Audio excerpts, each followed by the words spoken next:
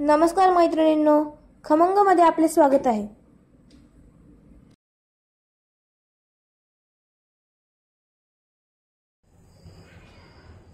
नमस्कार, आज आपण बनवणार आहोत अस्सल पुणेरी मिसळ। तर पुणेरी मिसळ करण्यासाठी मी साहित्य घेतलेले आहे। भाजीसाठी साहित्य घेतलेले आहे मी एक टोमॅटो घेतलेला आहे चिरून बारीक, कांदा एक घेतलेला आहे बारीक चिरून, थोडेसे खोबरे किसून घेतलेले आहे, लसूण घेतलेला आहे 8-10 पाकळ्या, आल्याचा छोटासा तुकडा घेतलेला आहे, 2 हिरवी मिरची घेतलेली आहे, कोथिंबीर, कढीपत्ता, मटकी, थोडीशी साखर। पुणेरी मिसळ थोडीशी गोडसर असते, मीठ आणि मसाल्यामध्ये आपण पाहणार आहोत मोहरी, जिरी, हिंग, हळद, काळा मसाला हा घरी बनवलेला आणि थोडासा कलर अजून येण्यासाठी लाल मिरची पावडर।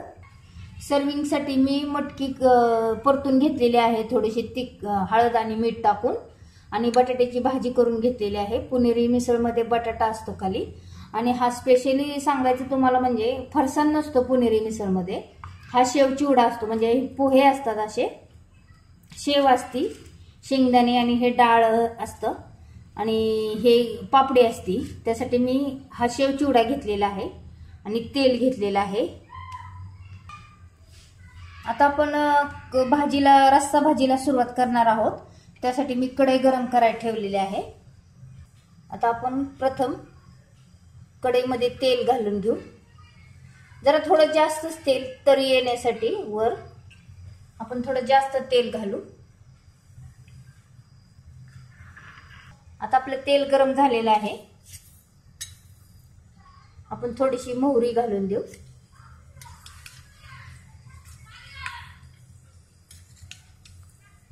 एक चमचा जिरे घालू, थोडासा हिंग आणि कढीपत्ता घालून घेऊ, आणि आपण कांदा भाजायला घालू।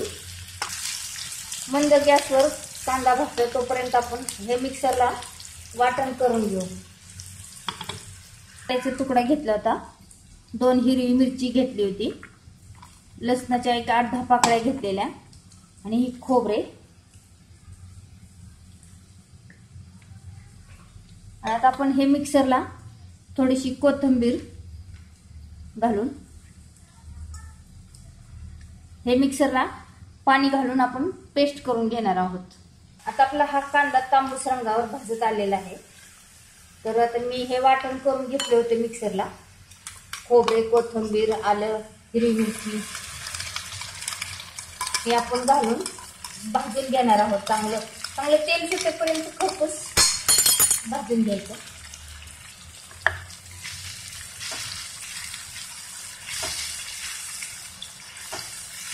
पुणेरी मिसळ ही थोडीशी गोड असते, म्हणजे पुणेरी मिसळ आणि कोल्हापुरी मिसळ मध्ये हा फरक आहे, ते एकदम झणझणीत असते आणि पुणेरी मिसळ मध्ये थोडासा स्वीटनेस असतो, आणि सर्व करताना पण एक वेगळी पद्धत असते। ह्याच्यात बटाटा असतो आणि कोल्हापुरी मिसळ मध्ये मटकी असते खाली, मी मटकी पण घेतलेली आहे। म्हणजे आपल्याला प्लेट सर्विंग करताना आपण मटकी पण घालणार आहोत आणि बटाटा पण घालणार आहोत। तर कोल्हापुरी मिसळ मध्ये ही फक्त मटकी असते आणि पुणेरी मिसळ मध्ये मटकी पण असते आणि बटाटा पण असतो। आता आपण टोमॅटो घालून घेऊ, टोमॅटो पण छान चांगला परतला पाहिजे, मऊ झाला पाहिजे।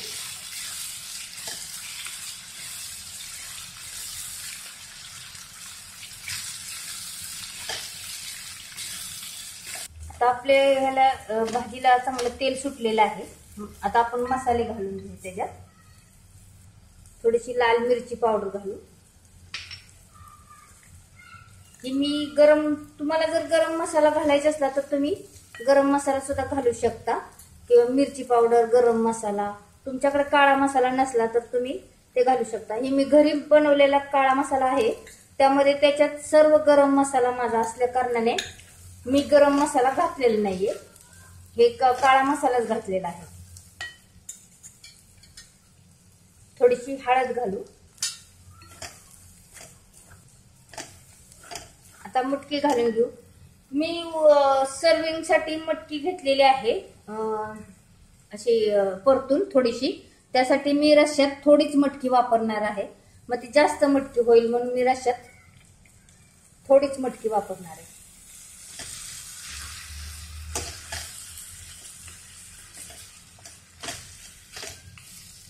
मटकी 1 मिनिट आपण परतून घेऊ व्यवस्थित, म्हणजे मसाले आपण घातलेले ते पण छान परततील. खूप छान सुगंध सुटलेला आहे भाजीचा. हे पहा आपली भाजी आता होत आली. आपण 1 ग्लास पाणी घालून देऊ. तुम्ही तुमच्या गरजेनुसार थोडंसं मिसळला रस्सा लागतोच, म्हणजे फरसाण पण आपला त्यामध्ये भिजला पाहिजे. मी 2 ग्लास पाणी घालते. अजून आपण अर्धा ग्लास घालू, म्हणजे मटकी पण थोडी त्यातली शिजली पाहिजे.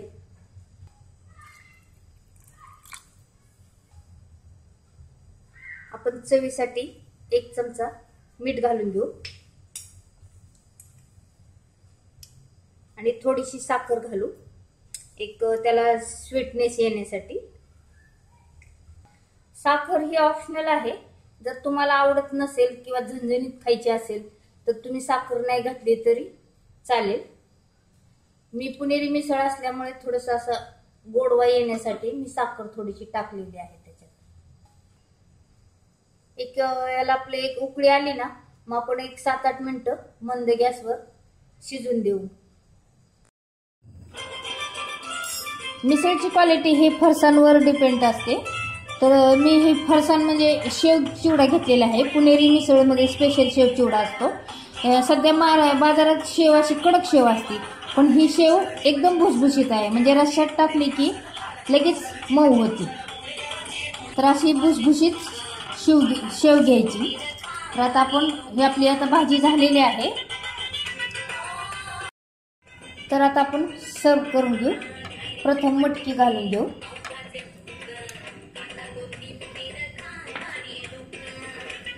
बटाटा,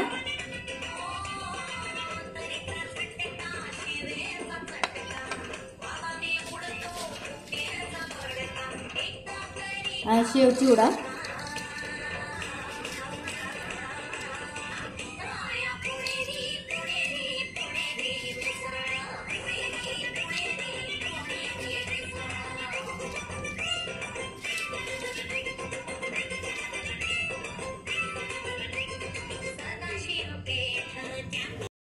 प्रथम आपण मटकी घालून घेऊ.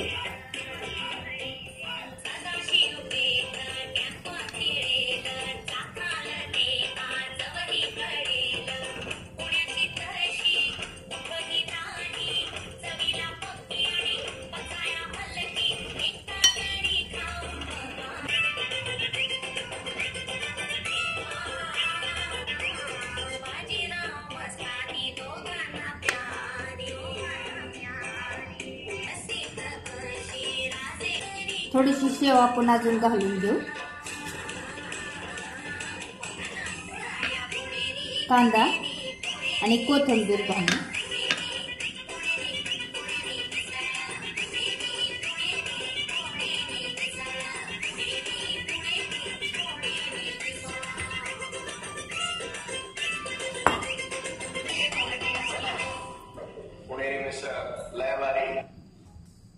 आणि जर ही रेसिपी तुम्हाला आवडली असेल तर लाईक करा, शेअर करा, सबस्क्राईब करा. धन्यवाद.